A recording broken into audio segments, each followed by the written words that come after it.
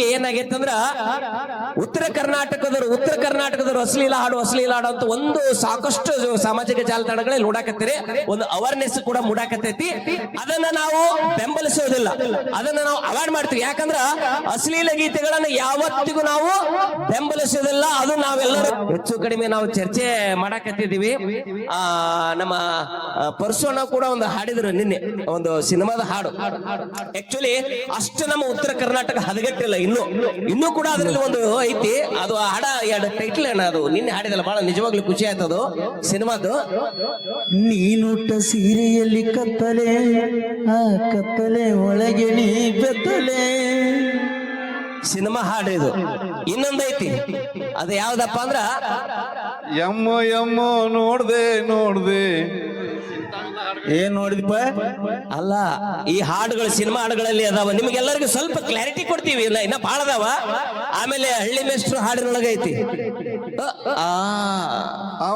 ಆಹಾ effect changes ಇನ್ನೂ ಬಹಳ ಅದಾವ, ಬಹಳ ಹೇಳಂಗಿಲ್ಲ. ಆಕ್ಚುಲಿ ಇವು ಇದಕ್ಕಿಂತ ನಾ ಬಾಳ ಕೇಳಕೋಲ್ಲ. ದಕ್ಷಿಣ ಕರ್ನಾಟಕದವ್ರಿಗೆ ಹೇಳ್ತೀನಿ ಈ ಮಾತನ್ನ. ದಕ್ಷಿಣ ಕರ್ನಾಟಕದವ್ರಿಗೆ ಏನಂತಂದಿರ, ಎಲ್ಲರ ಮನೆ ದೋಸೆ ತೂತ ಅದಾವ. ದಯವಿಟ್ಟು ನಿಮಗೂ ಕೂಡ ನಾನು ಹೇಳ್ತೀನಿ ಈ ಸಂದರ್ಭದೊಳಗ, ಎಲ್ಲರೂ ಸೇರಿಕೊಂಡು ಸಮಾಜಕ್ಕೆ ಒಳ್ಳೆ ಒಳ್ಳೆ ಹಾಡುಗಳನ್ನ ಕೊಡ್ಲಿಕ್ಕೆ ನಾವೆಲ್ಲರೂ ಕಂಕಣಬದ್ಧರಾಗಿ ನಿಲ್ಲೋಣ. ಒಂದ್ಸಲ ಜೋರಾದ ಚಪ್ಪಾಳೆಗಳ ಮೂಲಕ ಗಟ್ಟಿತನದಿಂದ ಹೇಳೋಣ. ಬನ್ನಿ ಒಂದ್ಸಲ ಗಟ್ಟಿಯಾದ ಚಪ್ಪಾಳೆಗಳು. ಅಷ್ಟೇ ಯಾಕೆ, ಮತ್ತೆ ಇತ್ತೀಚೆಗೆ ಒಂದು ಕಾಂಟ್ರವರ್ಸಿ ಆಯ್ತು. ಯಶ್ ಅವರ ಅಭಿಮಾನಿಗಳು ಇದ್ರ ಟೀಸರ್ ಬಿಡುಗಡೆ ಆಗೈತು ಒಂದು. ಅದ್ರಾಗ ಒಂದು ಗಾಡಿ ಐತೆ, ನಾ ಹೇಳಂಗಿಲ್ಲ. ಅದಕ್ಕಿಂತ ಅಂತರೂ ನಾವು ಯಾರು ಇದು ಆಗಿಲ್ಲ.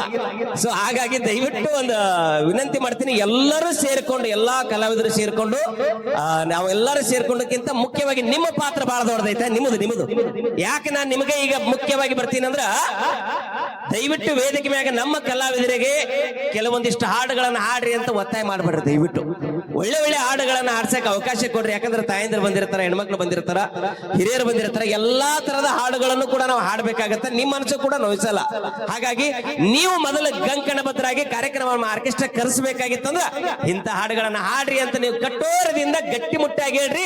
ಎಲ್ಲಿ ಕೂಡ ಯಾವ ಅಸಭ್ಯ ಹಾಡುಗಳು ಕೂಡ ಬರೋದಿಲ್ಲ ಅಂತ ಈ ಸಂದರ್ಭದೊಳಗ ಹೇಳಕ್ ಇಷ್ಟಪಡ್ತೀನಿ.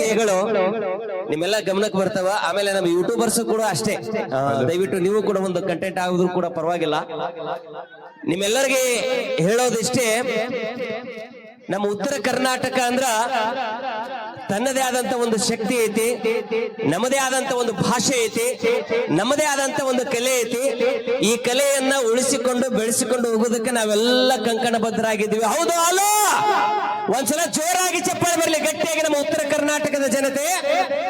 ಇತ್ತೀಚೆಗೆ ತಮ್ಮೆಲ್ಲರಿಗೂ ಗೊತ್ತೈತಿ, ಈ ಅಶ್ಲೀಲ ಹಾಡುಗಳು ಅಂತ ಬರಕತ್ತಾವ. ಯೂಟ್ಯೂಬ್ಗಳಲ್ಲಿ ಸಾಕಷ್ಟು ಹಾಡುಗಳು ಅಂತ ಬರ್ಲಿಕ್ಕತ್ತಾವ. ನಮ್ಮ ಪರ್ಸೋಣ ಒಳ್ಳೆ ರಿಯಾಕ್ಷನ್ ಕೊಟ್ಟಾರ ನಿನ್ನೆ ದಿವಸ. ಅದನ್ನ ಬರ್ತೀನಿ ನಾನು ನಂತರದಲ್ಲಿ. ನಾನು ಒಂದು ಮಾತು ನಿಮ್ಗೆ ಹೇಳಕ್ ಇಷ್ಟಪಡ್ತೀನಿ, ಆರ್ಕೆಸ್ಟ್ರಾಗಳಲ್ಲಿ ನಾವಂತರೂ ಕೂಡ ಮೊದಲಿನಿಂದನೂ ಕೂಡ ಅದನ್ನು ಕಟ್ಟುನಿಟ್ಟಿನಿಂದ ಪಾಲಿಸಿಕೊಂಡೇ ಬಂದಿದ್ದೀವಿ. ಯಾಕಂದ್ರ ಸಮಾಜಕ್ಕೆ ಮಾರಕವಾಗ್ತಕ್ಕಂತ ಹಾಡುಗಳನ್ನ ಹಾಡದೇನೆ ಎಲ್ಲೋ ಒಂದೊಂದು ಆದಾಗನೂ ಕೂಡ ಅವುಗಳನ್ನ ನಾವು ತಿದ್ದಿ ಬುದ್ಧಿ ಹೇಳ್ಕೊಂತ ಬಂದಿದ್ದೇವೆ. ಇವಾಗ ಹೆಚ್ಚು ಕಡಿಮೆ ನಮ್ಮ ನೃತ್ಯ ಮಾಡಿರುವಂತ ಸಂಜನಾಜಿ ಅವರು ನಮ್ಮ ಪ್ರತಿ ಆರ್ಕೆಸ್ಟ್ರಾದೊಳಗೂ ಮೈತುಂಬ ಬಟ್ಟೆಗಳನ್ನು ಹಾಕೊಂಡು ನೃತ್ಯ ಮಾಡ್ತಕ್ಕಂತ ಒಂದು ಪದ್ಧತಿಯನ್ನು ಇಟ್ಕೊಂಡು ಬಂದಿದ್ದೀವಿ ಪ್ರಾರಂಭದಿಂದ 15 ವರ್ಷಗಳಿಂದಲೂ ಕೂಡ. ಹಂಗ ನಮ್ಮ ರಮೇಶ್ ಕುರುಬಗಟ್ಟಿ ಸರ್ ಅವರು ಒಂದು ಗೀತೆ ಹಾಡಿದ್ರು, ಭಾರತ ದೇಶದ ಬಗ್ಗೆ, ಹಿಂದೂಸ್ತಾನದ ಬಗ್ಗೆ, ಬಹಳ ಅದ್ಭುತವಾದಂತ ಒಂದು ಗೀತೆ. ಅಂತ ಹಾಡುಗಳು ಕೂಡ ಆರ್ಕೆಸ್ಟ್ರಾಗಳಲ್ಲಿ ಇರ್ತಾವ ಅನ್ನೋದಕ್ಕೆ ಒಂದು ಹೆಮ್ಮೆ ಪಡ್ತೀನಿ. ಒಂದ್ಸಲ ಜೋರಾದ ಚಪ್ಪಾಳೆ ಬರಲಿ ಗಟ್ಟಿಯಾಗಿ. ಜೊತೆಗೆ ನಮ್ಮ ತಂಡದೊಳಗೊಂದು ದೇವರ ಗೀತೆ ಆದ ತಕ್ಷಣ ರೈತ ಗೀತೆಯನ್ನು ಹಾಡ್ತೀವಿ. ನಮ್ಮ ಮಲ್ಲು ಮುದ್ದೇಬೇಳ ಅವರು ಒಂದು ಸೊಗಸಾದ ಒಂದು ರೈತ ಗೀತೆಯನ್ನು ಕೂಡ ಹಾಡಿದ್ರು. ಎಲ್ಲಾ ಹಾಡುಗಳು ಇರ್ತಾವಲ್ಲಿ. ಆ ಹಾಡುಗಳ ಮಧ್ಯದಲ್ಲಿ ಒಂದು ಇತ್ತೀಚೆಗೆ ಏನಾಗೈತೆ ಅಂದ್ರ, ಉತ್ತರ ಕರ್ನಾಟಕದವರು ಅಶ್ಲೀಲ ಹಾಡು ಅಂತ ಒಂದು ಸಾಕಷ್ಟು ಸಾಮಾಜಿಕ ಜಾಲತಾಣಗಳಲ್ಲಿ ನೋಡಾಕತ್ತೀರಿ. ಒಂದು ಅವೇರ್ನೆಸ್ ಕೂಡ ಮೂಡಾಕತ್ತೈತಿ.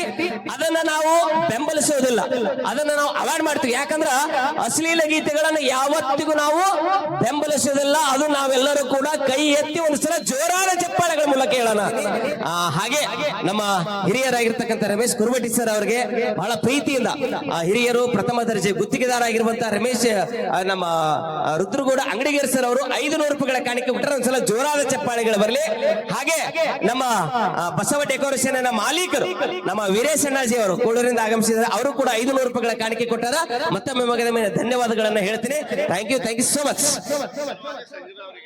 ಅಶೋಕ್ ಚಲವಾದಿ ಅವರು ಕೂಡ ಸಂಜನಾಜಿ ಅವರಿಗೆ 500 ರೂಪಾಯಿಗಳ ಕಾಣಿಕೆ ಕೊಟ್ಟಾರ.